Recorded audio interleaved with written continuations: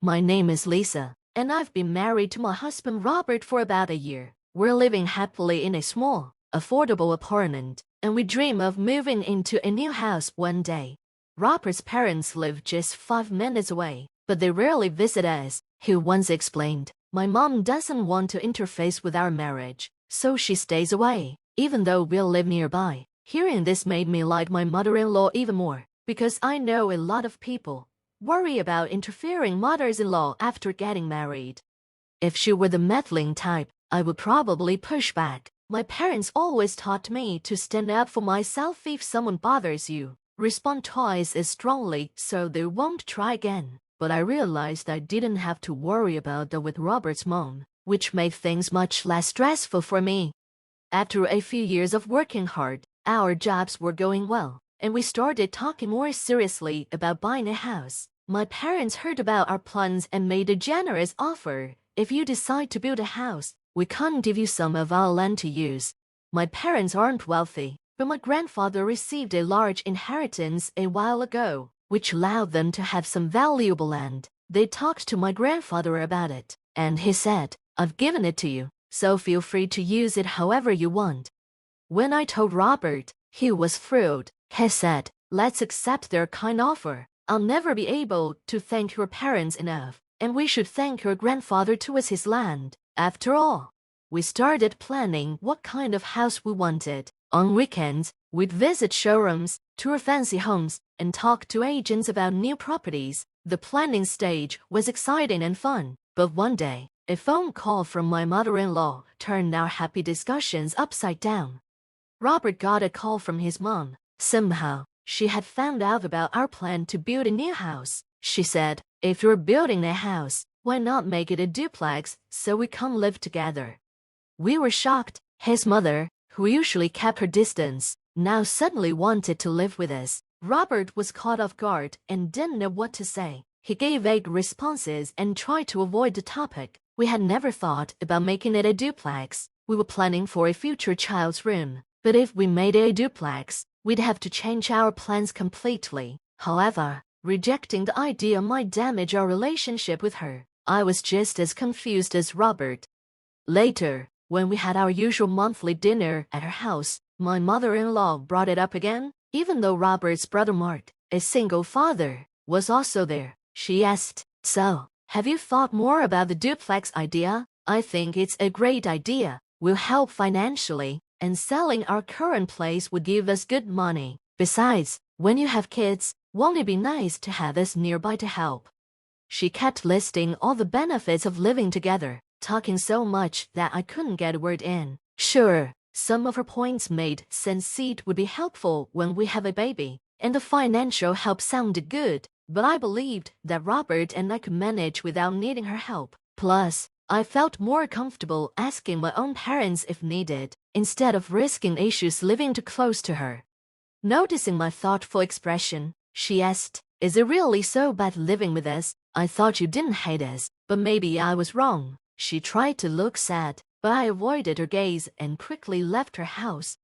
After that, she started calling Robert every day, repeating the same things. It made me really stressed out. I asked Robert, "What do you want to do? Do you really want to live together?"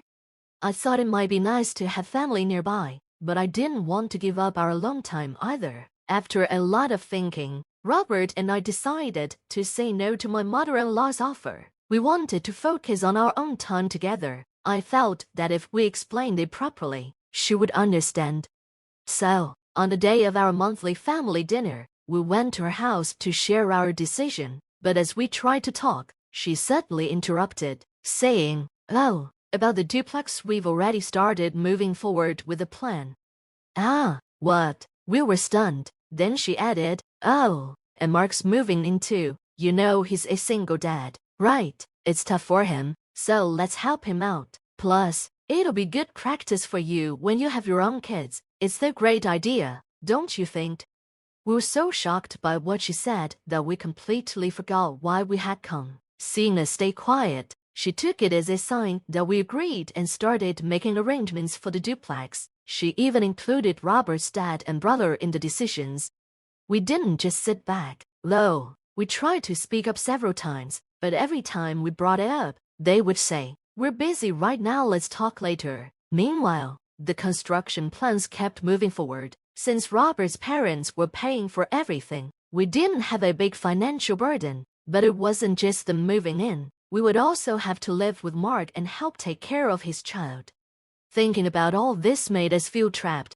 I was already feeling upset, and my husband wasn't helping either. He just gave up, saying, "There's nothing we can do now. Let's just go along with it." I also felt like it was pointless to fight back. So, we ended up finalizing the blueprint and started picking out things like tiles and flooring for the house. Normally, at this stage, we should have secured the money for the house, but the funds my in-laws promised hadn't come through. Robert called his mom, asking her to send the money, but she said, "Something urgent came up, and I need money right now. Can you cover the cost for me? I promise I'll pay you back in a month."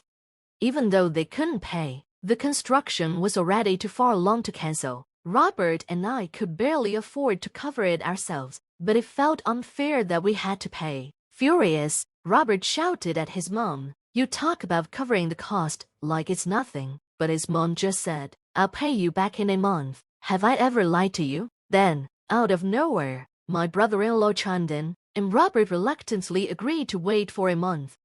Feeling stuck, I decided to talk to my parents the next day. I went to their house and explained everything, hoping we could put the plans on hold. My parents said, "We were going to give you that land anyway. If your in-laws promise to pay later, we'll cover the cost for now."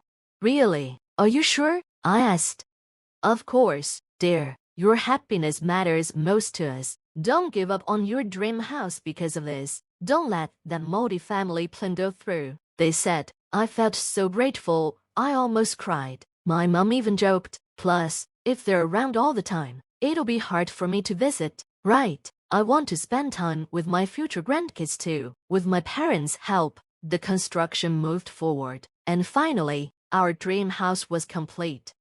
But a month later, my mother-in-law still hadn't paid back the money. Instead, she and her husband had already started moving their stuff in before we even moved in ourselves.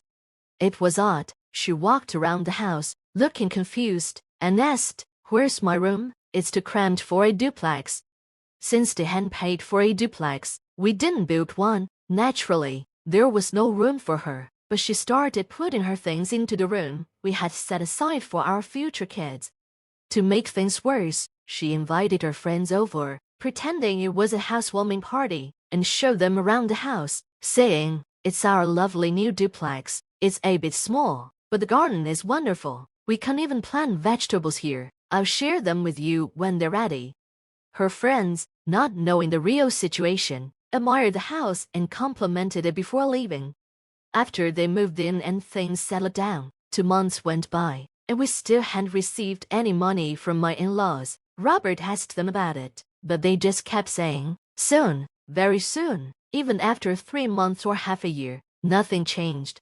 One day, my mother-in-law announced, "We've decided not to sell our house. Instead, Mark and his kids will live there." It was clear she had no plans to pay us, but we weren't surprised. My husband and I had talked about the possibility that she never intended to pay us in the first place. Then she said something even more shocking. "Oh, and the house feels a bit cramped with you two living here too. Can you move out? I have friends who sometimes want to stay over, and I'd like to use the space freely. Don't you think that makes sense?" My husband raised his voice a little, saying, "That's not what we agreed on. Why should we have to leave our own home?" She responded, "Well, you both have jobs, right? You're barely at home, and since you don't have any kids, it shouldn't be a big deal. Besides, Lisa's family is wealthy. You can't afford to build a new house." I was speechless at how outrageous she was. My husband was equally shocked. "First of all, you haven't paid a single penny like you promised. If you're not selling your house, you never intended to pay, did you?" She started getting defensive, saying, "What can I do? I decided to let Mark, who's a single father, live here. What's wrong with giving a house to my own son and his sweet kids?" It was clear things were not going to get resolved, so that night, my husband and I talked in our room. "If this goes on," She and her family would definitely try to push us out and take over the house, I said. Yeah, probably, my husband agreed. From the next day on, my mother-in-law's attitude got worse. She started making mean comments and picking on me. If you don't want to be bullied as a daughter-in-law, you should move out quickly, she would say. I never thought I'd have such a typical mother-in-law problem, but here I was, dealing with it. When we lived in our small place before, we barely interacted with her, so I didn't expect it to get this bad. But I wasn't the type to just sit back and take it. I decided to come up with a plan. A month later, my husband, his parents, grandfather, and I agreed on a plan. We would leave the house and let her think she won. My husband told his mother, "We're moving out. You can invite your friends over whenever you want now. You'll be happier that way." The moment she heard that, her face lit up with excitement. We moved to a new apartment we've been looking at and started renting again. It reminded us of when we were newlyweds. It's just like the old days, my husband said, and we settled back into a peaceful life.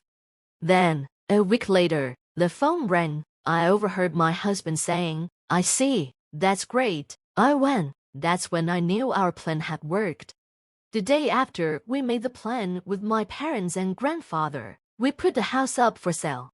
We finally found a buyer who wanted us to move out within 3 weeks. While my mother-in-law was away, we invited people like friends and co-workers who were interested in seeing the house. Today's phone call confirmed that one family decided to buy it.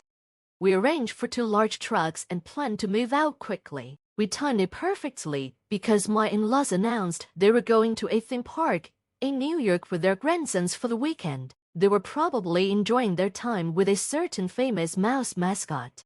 Since they said they'd be gone overnight, we thought it was the perfect chance and got everything ready. The movers packed up all our things quickly and efficiently. It was finished much faster than we expected. We waited outside the house until my in-laws returned that evening. When they arrived, they immediately noticed something was off. My mother-in-law, looking worried, went inside and screamed, "What is this? What happened? Where are all our things?" My father-in-law was also panicking. Robert and I calmly watched from outside. When they came out, Robert said, "Everything is packed up in these trucks. There's a note on them with the new address, so you can't go there. It's a bit small, but it's enough for the 2 of you. It might be a little tight if you invite friends over, though."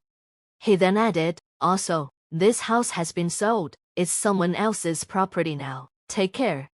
My in-laws were shocked. "What do you mean you sold it? It was our house. You can't just..." Robert interrupted. "The house was in Lisa's parents' name, not yours. We're the legal owners, so we had the right to sell it. And you dare call it your house when you haven't paid us a single dollar. You should be ashamed." Hearing these unexpected words from their own son, my in-laws, who had been causing a huge scene, suddenly went silent. Before leaving, Robert said, "We've taken care of everything so far, but now you'll have to unpackage yourselves. You can't afford that much, can't you?" "We don't have that kind of money," they replied. Robert responded, "Oh, I know you do. You've been selling things you stole from Lisa and putting the money in your bank account." "How did you know that?" they asked. "Does it matter?" Robert replied. "And don't worry about paying us back. Consider it severance pay. Use it however you like. And with that, we're off. I doubt we'll meet again." With that, Robert firmly cut ties with his parents. He took my hand, and we left. We called our parents and grandparents to let them know that our plan had succeeded, and they were all very happy. Later, my grandfather, knowing that we would be staying in an apartment, said, "I still have some land left. I'll give it to you, and I'll cover half the costs to build a new house." And that's exactly what we did. Half a year later, we completed building our dream home. It's a beautiful, single-family house a bit away from the city center. The air is clean, the neighbors are friendly, and we are really happy. As for my in-laws, we're not sure if they moved to the address we gave them. It seems they contacted my parents, asking for money. They also asked their other son, who is planning to remarry next year, if they could live with him, but he firmly refused since his new wife was also moving in. My parents also turned them down and told them not to get our family involved again. Robert felt bad and apologized to my parents for the trouble his parents caused. But my parents told him, "From now on, we're your real parents. Feel free to rely on us."